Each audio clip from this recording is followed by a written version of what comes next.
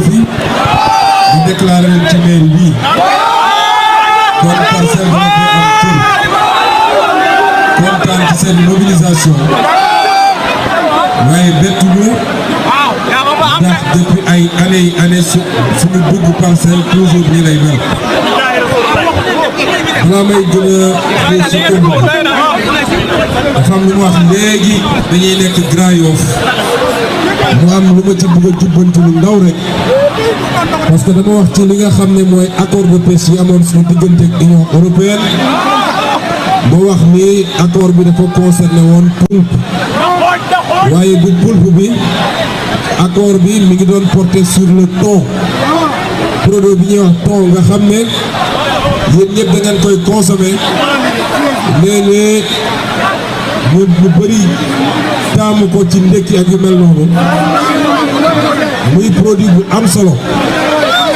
su ma waxee poulpe nag li ko andi mooy dama doon waxtaan ak ministre de la pêche bu may expliquer récifs yi nga xam ne ñu ngi koy teg ci biir géej gi pour que beneen produit bi ñuy wax poulpe mën a reproduire loolu moo andi amalgame bi ak coono campagne bi xam naa accord boobu nag dama bëgg Sénégalais yi xam ni parce que léeg-léeg il faut ñuy fësal liggéey bi nga xam ne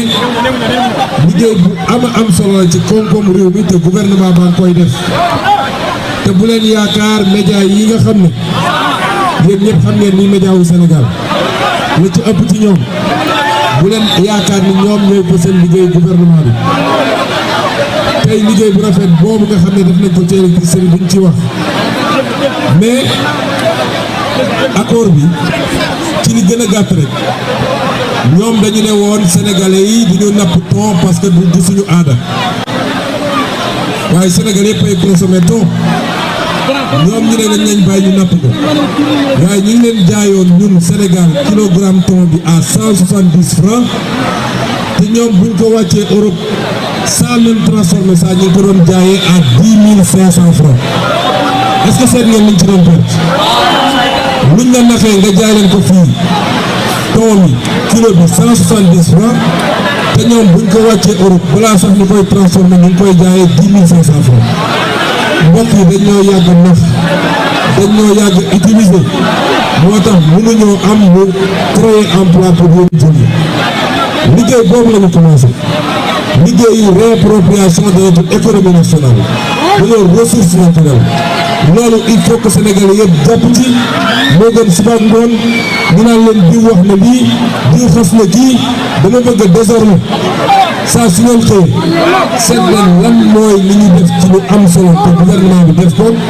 ngeen partagé ko seen page Facebook ngeen partagé ko ci seen statut yi noonu la ñuy récupéré réew mi benn par benn ba mu yëngu bu loolu weesoo nag fii dama fee ñëw ñaari at ci gannaaw ñëwoon fii ci këru seen honorable député Mariama Soda Bari ñu waxtaan fii ci laa tuddoon tuuti ci seen waaj ndax nee na moom waa Parcelles Assainies la moom loolu la wax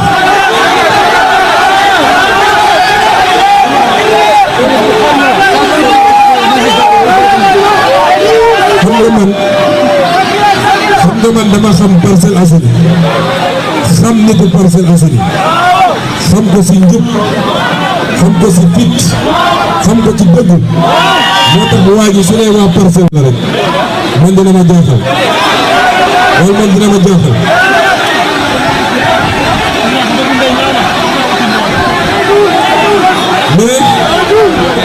mais moom ci boppam weddi na boppam xam nga da nga weddee boppam mooy yow munoo ne yow waa Parcelles nga Parcelles nekk xolu Ndakaaru di commune bu ëpp électorat ci Ndakaaru ba pare nga ne yow désisté wu nga sa liste Ndakaaru au profit de liste bi nga xam ne mooy waa sàmm sa kalbu sàmm xam ngeen plan boobu ñuy wax kalbu moom mooy sàmm sa kalbu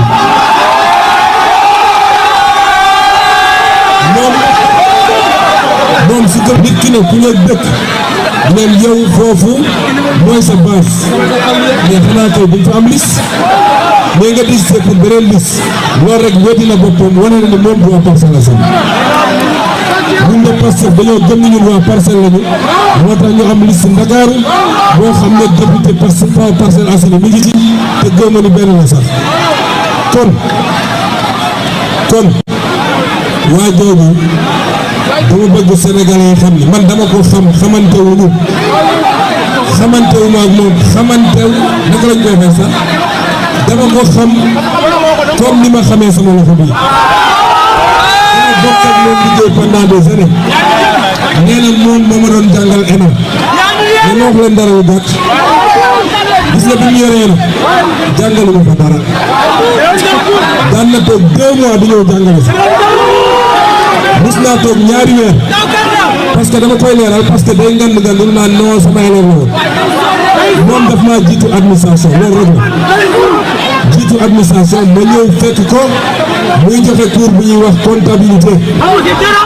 2000 année 2000 ñu toog ñaari weer ak ma tegu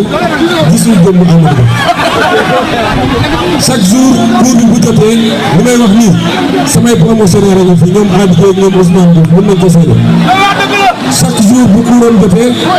ñu génn toog di ko xaar bu ñëw ñu toog ñaari weer ak benn wàll mu doog a ñëw bu mu ñëwee ci classe bi ma ne ko mu ñëw rek dugg boo commencé cours ma ne ko monsieur Ba mu ne ma naam boobu élève la woon ma ne ko bu ñu bëggee des explications munoo yor cours bu mel ni comptabilité nga xam ne pour un inspecteur des impôts c'est un cours essentiel nga absenté ñaari weer ak genn wàll ñëw bu gën a da ngay ñëw rek jàng xam nga lu ma tontu billaahi wallaahi damay wax nii bu ñu bëgg yàlla ma yàlla xam ay seede am na mais xam ngeen lu ma tontu mu ne dama jotoon désordre de ma hiérarchie politique pour dem def campagne aux Parcelles Assainies boobu jamono xam ngeen ban parti la bokkoon parti socialiste la bokkoon jamono jooju 2 mois mu déserté ko da day ñëw def campagne te année boobu la parti socialiste perte pouvoir muy première alternance ma ne ko li nga wax doyuma parce que yow da nga war a ñun dañu war a respecté ñun élève inspecteur la suñ la joxee cours boo ko mënul joxe da nga koy naan ñukk keneen jël ko waaye doo jël cours bi ba pare doo ñu jàngal normalement kon maag moom yàgg nañu mu dem ci tableau bi daal di bind benn exercice ne ma monsieur Sonko allez corriger ma ne ko corriger wu ma ndax jàngaloo ma ko kon da ngay dem nga corriger ko yow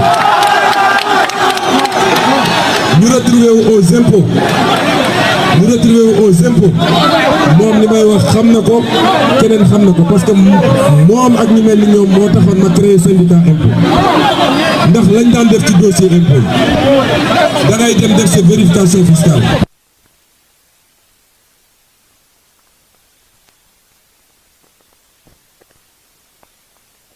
face affaire moo tax ma ne leen woon yàgg naa laal ma ne ko sëñ bi tegal moom xam na man xam na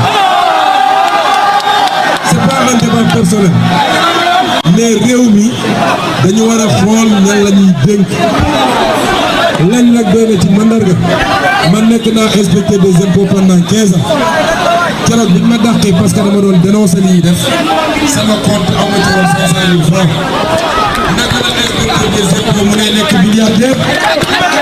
bu ngeen ko gis ab sàcc la ñooñu nag waratu ñu leen dénk réew waratu ñu leen jox ay responsabilité rax ci doole nag ku ñu jox responsabilité yow nekk nga fi directeur général nekk nga fi ministre des finances nekk nga fi ministre des affaires étrangères nekk nga fi premier ministre defoo fi dara la ñu gis barki dem ma gis ko mu dem Linguère naan gars yi problème élevage bi mën naa ko régler ci lu gaaw dem moom suñ ko faloon dégg leen moom koo xam ne bi ngay nekk ministre des finances ak bi ngay nekk premier ministre réglé woo problème Sénégal nga ne léegi dañ la yóbbu assemblée nationale nga am salaire 1,3 million yow minorité nga fay doon parce que soo jàllee doo am ñetti député nga ne yow mun nga changer Sénégal ma ne ndax ñun fi nekk ñëpp nag ñun bi ñu dooree campagne ba léegi yéen suivre ngeen ñu à travers le Sénégal ñun dong ñoo fi wax programme keneen wax fi programme seen programme yëpp mooy ko fees ci xolu sénégalais yi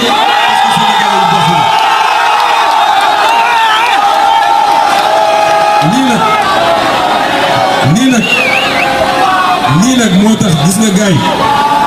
dañ leen war a bale gis ngeen bale bi président Diomaye yoro ngeen dégg ko présidence de la république ba léegi mënagul bale commencé na bale mooy yenn poste yi jëlee nañ ñi fa newoon di def seen i mbóosóor teg fa ay nit yoo xam ne ay patriote lañu bëgg nañu réew mi waaye bale gi des na balaa bale gi di mat ñu téye assemblée nationale téye ko téye bu dëgër avec une majorité boo xam ne kenn musu koo gis ci réew mi bu ko defee nag lañ fa war a liggéey xam nga lii xew ci accord de paix yi moo wax nii su ñu amoon assemblée bu baax du am parce que gouvernement amul sañ-sañ signer un traité un accord sans que ñu yóbbu ko assemblée nationale pour ratification assemblée nationale dafa am solo ci réew mi de lépp lu président di signer waa bitim réew mu war a am valeur du traité international wala accord dañ ko war a yóbbu assemblée nationale ñu càmbar ko foofu lañ koy ratifier président de la République doogu mën a def le reste kon assemblée nationale dafay voter les lois yéen da ngeen bëgg ay lois yu baax ci réew mi assemblée nationale dafay voter budget bi nga xam ne ci la ñuy séddalee alalu réew mi lan mooy dem ci njàng lan mooy dem ci mbay mi lan mooy dem ci tali yi lan mooy dem ci hôpitaux yi est-ce que mën ngeen gëm ni loolu amul réew amul solo ci réew mi est-ce que nag confiance bi ngeen teg ci loxo président Bassirou Diomaye ñu wër Sénégal wax leen lan mooy suñu programme ak niñ ko bëgg a doxalee loolu est-ce que du ngeen ko mottali ñu ngi jaar nag ci dem voter massivement le dimanche bu leen xeeb vote bi parce que histoire dafa wane ni élection législative léeg-léeg taux de participation bi day néew élection présidentielle bi ñu fulal mais na ngeen xam ne élection législative su ëppul solo élection présidentielle moo xam a toll parce que assemblée nationale mooy contrôler l'action du gouvernement kon su ngeen buggee ñu voté waaye ñu war a voté suñu code pétrolier bi nga xam ne baaxul teel ñu sànkee suñu pétrole suñu code minier bi nga xam ne baaxul teel ñu sànkee suñuy mine lépp li nga xam ne bu ñu war a defee ci patriotisme économique mooy fexe ba réew mi nekk ci loxo waa réew mi yooyu yëpp assemblée lañ koy voté kon benn leen massivement ñu am un taux de participation bu ñu mos a gis ci élection législative mais ci biir taux de participation boobu góorgóorlu leen ba téeméeri xob bu ñu sànni gën saa gàtt juróom-ñetti fukk wala juróom-ñeenti fukk xob yi ñu ne yéen waa Parcelles Assainies sànneen ngeen ko liste Pastef bi nga xam ne man mii Ousmane Sonko maa ko jiite lii nag bu ngeen ko defee ba pare yéen wàccoo ngeen ak ñun waaye nag teewul da ngeen war a dem toog bu ñu seetaan réew mi ñun ñooy ànd liggéey ko réew mi ñun ñooy ànd def ci lu ñu war a def kon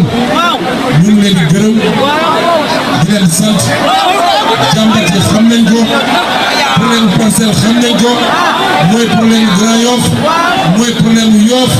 mooy problème Ngor problème te moo gën a néew ak problème Sénégal réew mi dañ ko war a tabax révolution bi commencé na vous la jeunesse de ce pays yéenay le principal atout du pays atout pays bi du or du zircon du pétrole mooy yéen la jeunesse dividende démographique bu ñu doon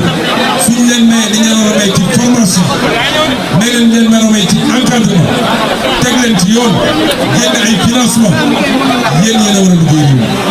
yéen yéen a war a yor mbay mi yéen a war a càmm ji yéen a war a alimenter l'industrie te leen gëm seen bopp nag bu leen toog yéen ñëpp foog ni rek emploi day jóge ci état mais auto emploi mooy premier facteur d'emploi secteur privé mooy tabax réew mi te loolu lañ bëgg ci yéen kon contrat moral bi dox suñu diggante